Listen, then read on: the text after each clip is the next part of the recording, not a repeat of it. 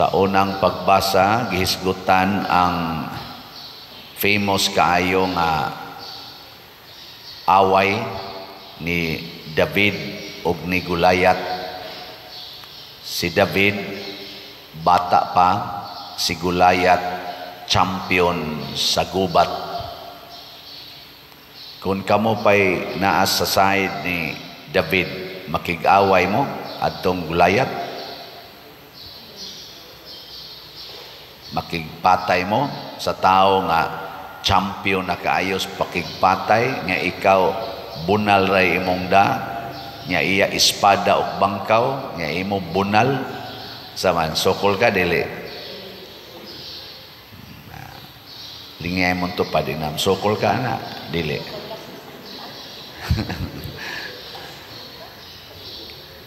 ambot og sa gubat ron sa Russia o sa Ukraine, kinsa kay David ana, kinsay Goliath. Pasabot ba advantage kay gubat sa gubat ron sa Israel o sa Hamas, kinsa ka nilay David, kinsay Goliath. Wa na kay na mauso karon kay imo mangyong bana-banaon kung makasukol ba ka bisan sa atong mga sports. Kung ano magina timbang-timbangon, boxing, sa dihang mga duwa, bisan sa NBA or bisag unsa basketball, kinahanglan makapasar gyud ka usa, mo qualify ka, aris tennis, mo qualify usa ka, una ka makaduwa sa dagkong event. Pero kaning ilang duwa ni David ug ni Goliath, diretso hastagod ang hari nga si Saul. Ingon siya ayaw ayaw pakigatubang ana, di pa magani ka maumugunit og espada. Pero si David way giila ngano man kay ang iyang gisaligan dili ang iyang espada ug bangkaw sama ni Goliath nga nagsalig ani. Ang gisaligan ni David ang iyang Ginoo. Basta mosalig ganitas Ginoo mga igsoon, way kaaway nga dili nato mabuntog. Higilingay mong tupad, ingna na kay kaaway karon. Na kay kaaway, kanang wa mulingi, mga palaaway na. Na kay kaaway, ayaw ka problema. Gamita ang Ginoo. Matod pa ni David, ikaw, miduol ka nako, miatubang ka nako, dala ang imong espada ug bangkaw. Ako, makig-away ko nimo, dala ang akong Ginoo. Og namatay gyud si Goliath. Muna sa atong tubag sa Salmo niingon ta unsa to? Daygon ang Ginoo ang akong bato, ang akong kalig-od. Kinsa maroy imong gisaligan kun wa kay kwarta, ang tigpautang o ang Ginoo?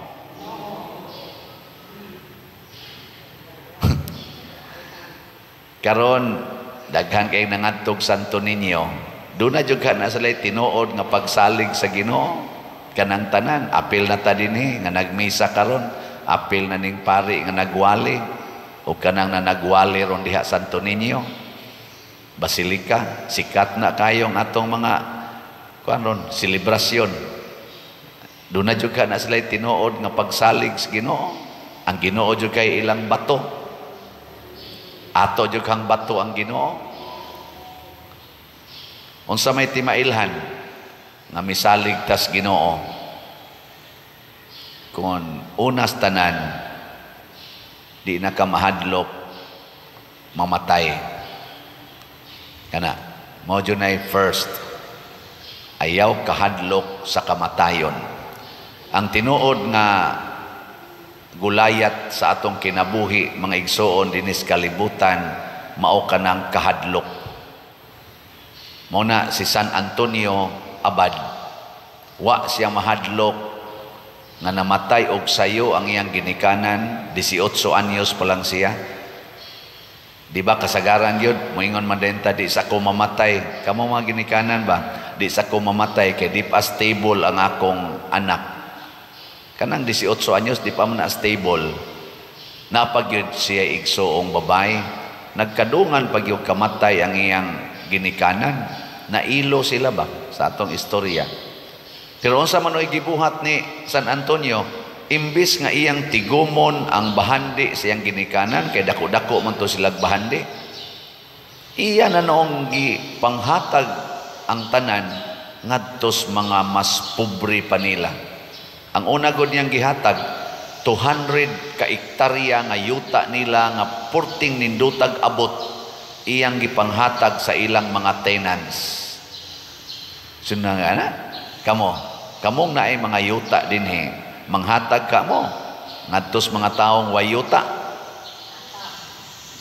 Wa man sad mo yuta mo na manghatag. Wow. ang gahuna-huna nga muhatag kana sa way yuta. Kita din ay perting mahala na itong pamalit aning mga yuta nga atong ihatag padong sa simbahan. Ato yun ang ihatag, ato yun ang paliton para simbahan. Uy, minus na kayo mga tao nga muhatag. So, nang ganang 200 ka ektarya, imong ibahin-bahin nga tos mga nagpuyo. Porte mga itong problemaha aning atong balaod, aning carp.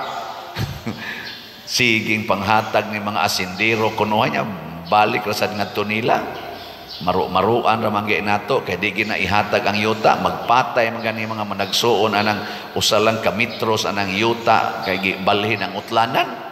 Kiniha ay wa pa maghuman hangtod karon nga matay na lang nagkiha. Hangul kay tag yuta, hangul kay tag properties. Pero si San Antonio sa iyang kadato gihatag niya tanan. Gibinlan niya jutay ang iyang manghod kay paras kaugmaon sa iyang manghod nga babae.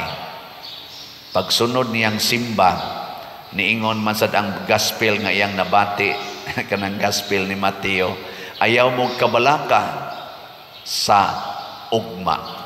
Do not worry about tomorrow.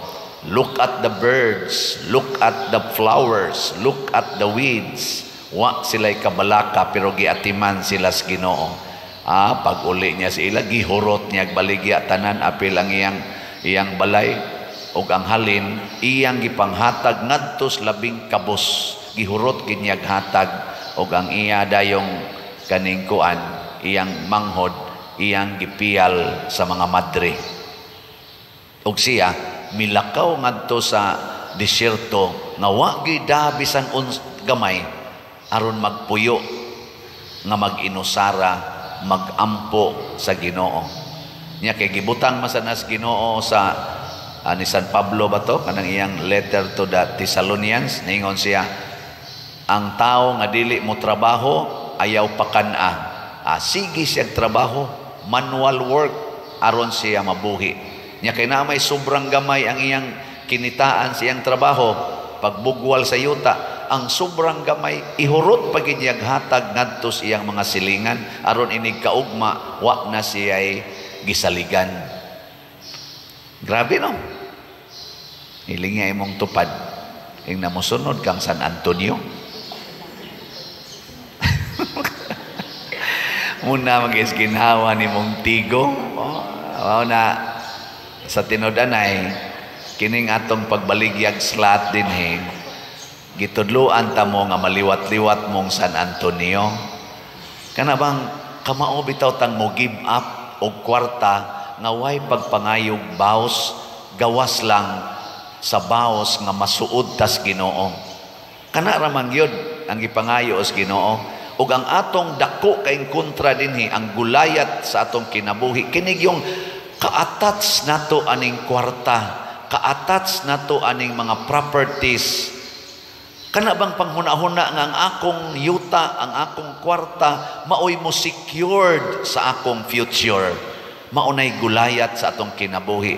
Ang tanang mga santos, apil na ni San Antonio Abad, San Francis of Assisi, San Vicente Ferrer, hasta gani si Santo Niño nga nahimong Kristo, si Mama Mary o si Saint Joseph, wa yo'y single thing in this world nga ilang giangkon nga ilang og ilang panalipdan.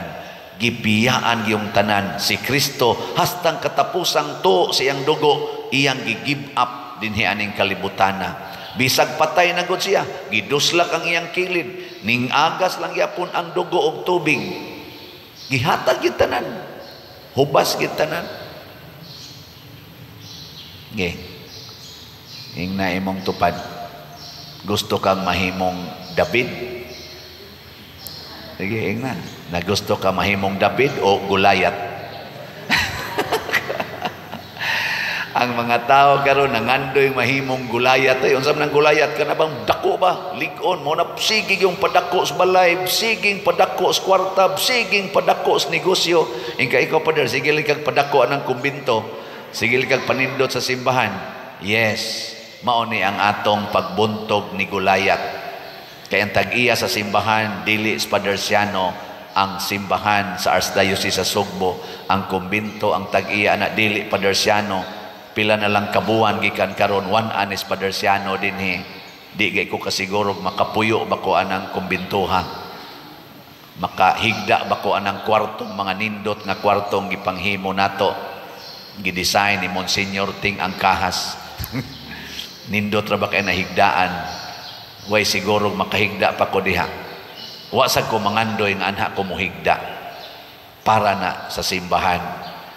Kining mga yuta nga atong gi-acquire dinhi, why single meter ana nga ihatag na ring Padersiano anha na simbahan. Kamosang namalit og slots, wa say bisag usa na lang ka usa ka tiil nga yuta nga ihatag nga ninyo anhi ni sa simbahan. Pakpakan nato ang namalit sa slots. Yes, salamat kayo. Naliwat na ta ginagmay, naliwat ta ni San Antonio, naliwat sa tang David. Si David ni risgos iyang kinabuhi alang sa kaluwasan sa mga taga-Israel nga buot ng buntugon sa mga Pilistihanon. Nagkurog na ang mga Israelita kay di sila kabuntog sa mga Pilistihanon tungod adtong Gulayat nga purting liguna. Nagkurog sila hasta ang hari nga si Saul mikurog ng luspad. Sa ato pa ng istorya, miputi ang miputi ang Abil. Pero si David puwa-puwag naong bata, guwapo, sus ano gunag mapatay. Kamo namoy anak guwapo kayo. Saban inyong panalipdan o inyong ipapatay anang buangon kayong tao? Saban? Guwapo kayo inyong anak ba? Wa maliwat ninyo. Saban? Imong ipapatay o dili? Oh, moingon jud ka kaanugon anig mamatay. Pero si David wa maanugon ni sa iyang kinabuhi. Ningon siya, gigamit ko sa Ginoo og kung gamiton ko sa Ginoo ipagamit nako ang tanan. Mao na siya nagkompose anang kanta nga Psalm 23, The Lord is my shepherd, there is nothing I shall want. There is nothing I should fear. Though I walk in the valley of darkness, I fear no evil, for you are at my side. In front of my enemies, you give me repose. Simna nga na, bisag ipalibutan ko sa akong kaaway, imo kong gitagaan o kalinaw. O, di ba? Muna kanang nagsalig silang bahandi, kanang nagsalig silang kwarta, wa na'y kalinaw. Nga naman, nabuntog na silang Gulayat. Gipunggutan na sila gliog ni Gulayat. Pero kanang kusog ay mamalit og slots, way po panagana, kada sweldo mo palit yung slot, mauna sila yung malinaon. Naibagong ni text na ko karon, ingon siya, Father, sakto gyud ang imong giingon na kining pag-give up sa tanan, apil ng garbo, maugay solusyon sa problema. Sa kadugay na namong wa magtagad sa akong asawa, iyan akong gisalikway tungod sa akong sala nga nabuhat.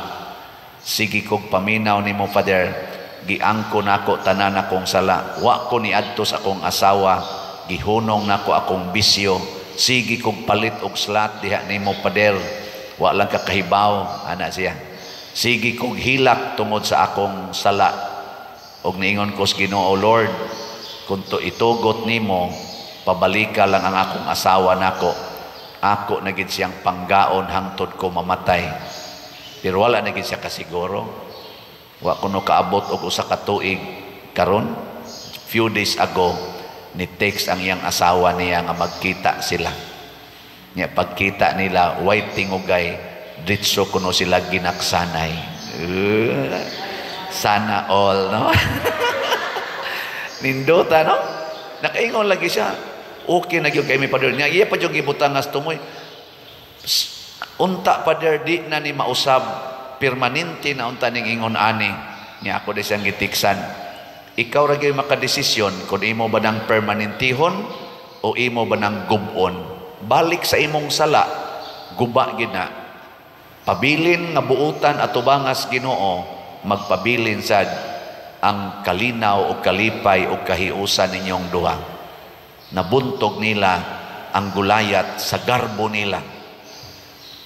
Isip banag asawa. Pila ka buok ron atong mga managtiayon nga nagbuwag. Tungod lang anang mga problemang emosyonal, financial, usahay, social problems. No? Luoy kayo. Nabuntog ni gulayat. Salamat sa namalit na slots nga nakabuntog sa gulayat sa inyong kinabuhi. Ang atong SBF dag niabot ng atong halin og 7,878 ka slots. Oh, pakpak. Salamat kayo ha. Napa ni 52,122 ka slots nga available, tag 500 pesos per slot. Nya ang ato sang Healing Joy of Santo Niño or HGSN para nis atong umaabot nga Pista Senior dinis atong parokya karong Pebrero 3 na nasa tayhalin nga 3,768 ka slots. Naapay 16,232 ka slots nga available, tag 100 pesos per slot. Ato sang pakpakan ni. Salamat kayo. Kining atong SBF dag muhatag ni og kalampusan sa atong gitukod nga kumbento. Kini sang atong HGSN muhatag sa ni kalampusan sa atong paghatag o pagpalambo sa pagdebosyon ni Santo Niño ngadto sa atong mga kapilya, apil na sad sa atong mga 5 ka barangay. Kay naatay activity na pang chapel level, naatay activity para sa barangay level. Di ba? Ginagmay na tong paningkamot nga magkahiusa ta nga ang sentro si Santo Niño. Nya gamitan na tong kwarta. Naamtay kwarta atong gamitan. Kani-ganing kuan kaning kasaulugan sa Archdiocese, sus dagko kay ni gasto mga binilyon pag itingalig atong totalon ang tanan tungod ni ilang gugma sa pagdebosyon ni Santo Niño. Nya daghan man din sa atong parokya ang di kaadto dito kay gawas nga layo-layo, mahal-mahal gyud ang gastuhonon. Amo na ato sa dinhing i-translate sa atong kaugalingong version ang gibuhat dito Santo Niño. Bisan lang og tumoylas kumingking mo nang doon natay sinolog sa chapel ni atong gihimong contest. Pila sila kaadlaw? 9 days nga magsigi silag sayaw dito sa ilang mga chapels. Nya kanus unsam sa itong buhaton 9 days punta nga mag motorcade. Inig motorcade nato makakita taglain-laing performances sa 37 ka kapilya. So 37 ka performances ang atong makita libot sa atong parokya kada gabi. Di ba exciting? Kamong mukuyog sa motorcade makakita mo og 37 more or less ka performances sa sinolog kada gabi for 9 days. Wa man nabuhata dito sa atong basilika ato sa nang version dinhi. No mura mamugwa malipay. Ana ba? Nya inig ka February 3 inig pista na ay street dancing nga mag-contest ang 5 ka barangay. 5 ka contingents, parokya ra man sa ning ato, 5 lang usa ka contingents, ana, magkuan sila, ani sa atong prosesyonan, mag street dancing, o niya, naasad sila dihay showdown. Di ba? Nagtangag kini og gagmayng mga premyo. Gagmay lang ba? Ana, no? Ang first prize nato sa chapel kay pila to? 30,000. Nya ang diri sa ato sa barangay, ginagmay lang gud 50,000 lang. Di ba? Mo na si atong mga ginagmayng prizes kay ginagmay ra man sa ting ato, pero mudako kaayo ang atong debosyon ni Santo Niño o munindot pagyud ang atong panaghiusa isip usa ka parokya, isip usa ka kapilya, isip usa ka barangay. Di ba? Nagwa ginalipay kay, pero sige lang, manindog na ta.